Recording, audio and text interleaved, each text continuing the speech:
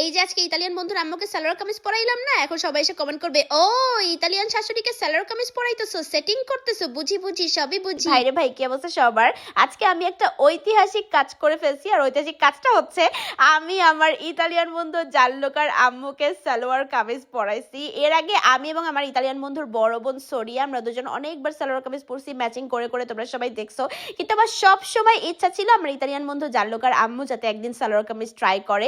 তো সেই plan finally আমার সাকসেসফুল হয়েছে। আজকে আমি, আমার ইতালিয়ান বন্ধু জাল্লোকার বড় বোন এবং জাল্লোকার বা, আমরা তিনজন একসাথে ম্যাচিং ম্যাচিং সালোয়ার কামিজ পরছি।